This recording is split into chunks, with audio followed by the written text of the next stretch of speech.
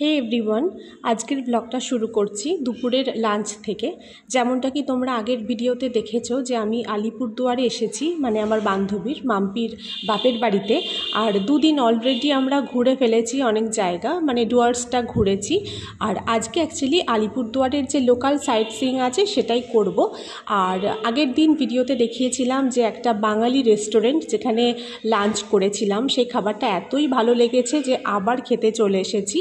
আর এটা হচ্ছে আলিপুরদুয়ারেই 16 আনা এই যে বাঙালি এই রেস্টুরেন্টটা। তোমরা যদি নর্থ বেঙ্গলে আসো বা আলিপুরদুয়ারে আসো তাহলে তোমরা এখানে খাবার ট্রাই করতে পারো, একদম প্রপার বাঙালি টেস্ট।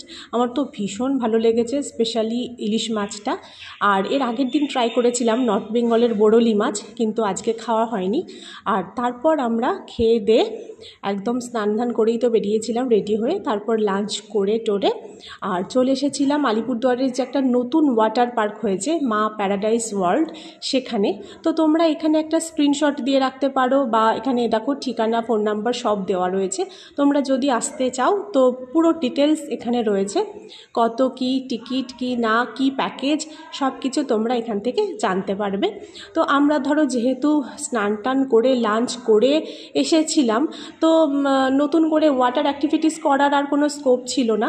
তো আমরা জাস্ট এন্ট্রি টিকিটটা কেটেই ঢুকেছিলাম। আর এই যে দেখছো লেখা রয়েছে ছোট্টু মহারাজ, এটা হচ্ছে অ্যাকচুয়ালি একটা ওই সিনেমা হল, এখানে সিনেমা দেখানো হয়। আর তারপর আমরা চলো ভেতরে গিয়ে দেখি কি আছে। এই যে ওয়াটার পার্কটা, তো ভেতরে যাই। আমরা জাস্ট এন্ট্রি টিকিটটা কেটে ঢুকেছি, তো গিয়ে দেখি কি কি অ্যাক্টিভিটিস করা যাবে। এখানে যদি তোমরা প্যাকেজ নাও তো ভালো কথা, আর যদি প্যাকেজ না নাও তাহলে প্রত্যেকটা ইন্ডিভিজুয়াল রাইড কিন্তু 100 রুপিস। ঠিক আছে, তো চলো ভেতরে গিয়ে দেখা যাক যে কি কি রাইডস আছে।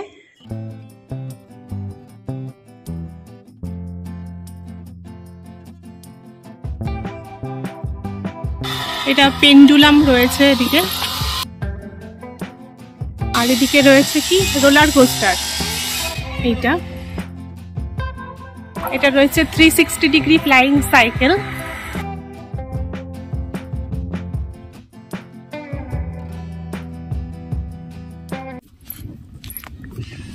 এদিকেও রয়েছে দেখি হিউম্যান গাইরো নাকি, এটা ওই হর্স রাইডিংটা রয়েছে। এটা হিউম্যান গাইরো নাকি রয়েছে। আর এত রোদ না, পুরো আমি ছাতা নিয়ে রয়েছি। আর এটা ক্যারোসেল, এইটা এই রাইডিংটা এটা বাচ্চারা করতে পারবে। এদিকে রয়েছে একটা ফ্লাইং চেয়ার, এদিকে রয়েছে ক্যারোসেল।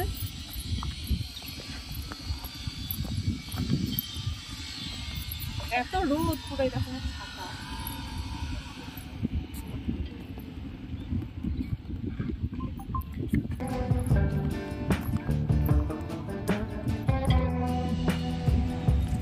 ওই দিকটা হচ্ছে বাম্পার কার,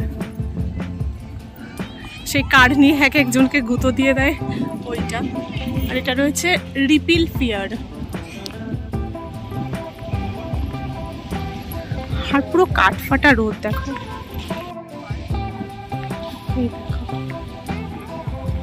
এই সমস্ত রাইডগুলো রয়েছে।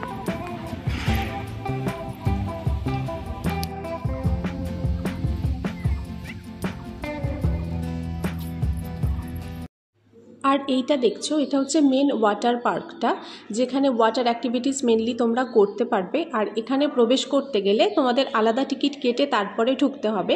এবার তোমরা যদি ধরো ফুল ডের প্ল্যান করে আসো তাহলে এখানে তোমরা ওয়াটার অ্যাক্টিভিটিস করতে পারো। আর তাছাড়া এখানে রেস্টুরেন্টও আছে যেখানে তোমরা খাওয়া দাওয়াও করতে পারো, তারপর স্নান করতে পারো, মানে সব কিছুরই ব্যবস্থা আছে। তো তোমরা যদি ভাবো যে একদিনের জন্য ছুটি কাটাতে আসবে তাহলে তোমরা আসতেই পারো, ভালোই লাগবে।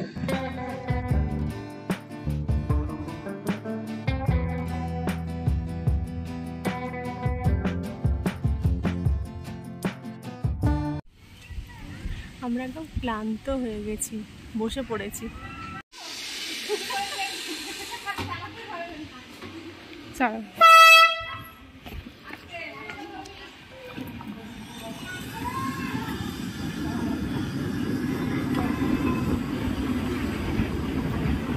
মামা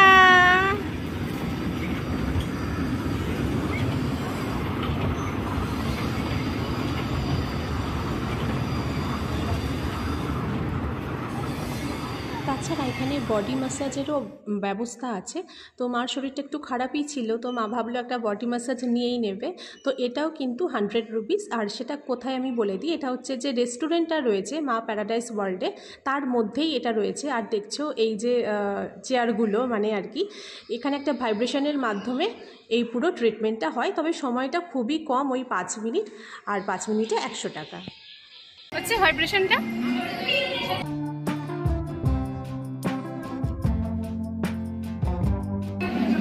দেখ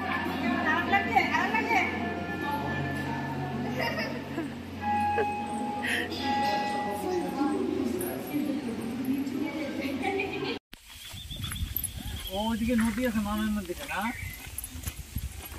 নদী পার হয়ে যাওয়া যাবে তো। আমরা এখন রয়েছি সিকিয়াঝোড়াতে। তো এটা একটা গ্রামের মধ্যে দিয়ে রাস্তা, মানে এইদিকে একটা সেন্ট জেভিয়ার্স স্কুল রয়েছে, আর সামনে এখানে একটা ভিউ দেখে একটুখানি দাঁড়ালাম। দেখো কত সুন্দর এখানে চা বাগানটা, এখানেও চা বাগান রয়েছে। এখনো সূর্য জল জল করছে মোটামুটি, ওইদিকে চা বাগান রয়েছে। চলো, মা একটুখানি বেরিয়েছে, ছোটটা আলো খুব একটা নেই, তাও একটুখানি বেরিয়েছে। আর ওই যে সামনে রয়েছে আমাদের দিদি, ওই যে ম্যাডাম জি, পরিচিত মুখ। এটা এইখানটা খুব সুন্দর রয়েছে এখানটা। আর এরকম সানসেটের টাইমে না এরকম হাওয়া খেতে, একটুখানি ঘুরতে হাওয়ায় হাওয়ায় ভীষণ ভালো লাগে। বিশেষ করে এই সামার পড়ে গেছে এখন, ভীষণ ভালো লাগে। থ্যাঙ্কস টু মাম্পি এত সুন্দর করে ঘোরানোর জন্য আমাদের।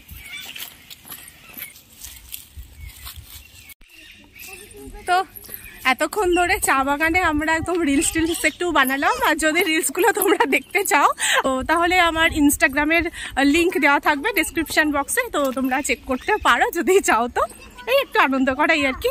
তো এই যে দেখো এখানেও আবার পেছন দিকেও এখানেও চা বাগান।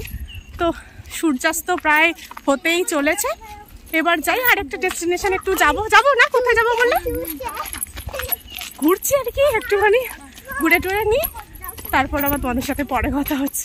দেখো পুরো সূর্য একদম কত সুন্দর লাগছে, অস্ত যাবে, চা বাগান, আর তার সামনে কি সুন্দর কাগজ ফুল ফুটে আছে এখানটায়। এখানে দু একটা ছবি তুলবো, কত সুন্দর কাগজ ফুলগুলো ফুটে আছে।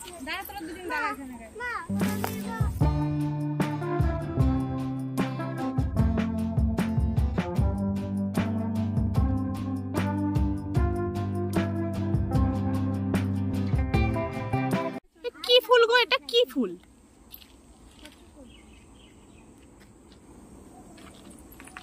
কি ফুল মা জানো?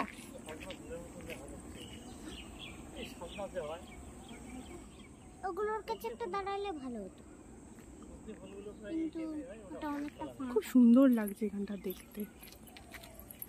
এটা আমরা আগে আমাদের ওদিকটা দেখিনি, এদিকটাতেই দেখছি। নর্থ বেঙ্গল মানেই হচ্ছে চা বাগান চারিদিকে, আর এত সুন্দর লাগে দেখতে। আর কি সুন্দর জল দিচ্ছে দেখো, চারদিকে ঘুরে ঘুরে স্প্রেড হয়ে জলগুলো পড়ে। আর এটা দেখছো একটা বিশাল বড় চা কারখানা, পুরো নর্থ বেঙ্গলের চিত্রটা মানে আমার ভিডিওতে তোমরা দেখতে পাচ্ছ। আর এর অপোজিটেই ছিল একটা হনুমান মন্দির, তো এখানেই আমরা এসেছিলাম একটুখানি, মানে মনটা শান্তি হয়ে যায় অ্যাকচুয়ালি আসলে। আর এই যে মন্দিরটা,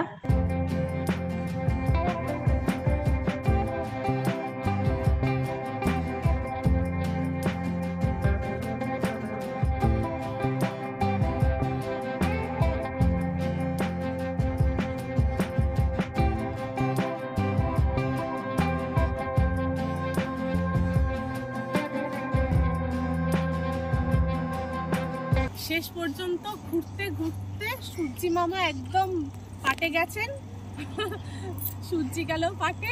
আর এই যে এখন আমি যেহেতু বলেছি নদী নদী নদী, এই যে আমার বান্ধবী দেখো কোন নদীর ধারে আমাকে নিয়ে এসেছে। এদিকে এসো, নদীটা দেখে যাও। এই যে নদী ভালো লেগেছে বলেছি, সেদিনকে তোরসার পাড়ে গিয়ে বলেছি যে নদী ভালো লেগেছে, ওই জন্য আমাকে এই নদীর পাড়ে নিয়ে এসেছে। দেখো আমরা নদীর পাড়ে একটুখানি মানে ভিউ নিচ্ছিলাম। আর এই যে মা এখানে চায়ের সন্ধান পেয়েছে, চা কিনতে এসেছে। এরপর আর বিশেষ কোথাও যাওয়া হয়নি, আমরা বাড়ি চলে গেছিলাম। তো এই পর্যন্তই আজকের ভিডিও। যদি ভালো লাগে তাহলে লাইক কমেন্ট করো আর আমার চ্যানেলটা সাবস্ক্রাইব করে দিও। তোমরা ভালো থেকো।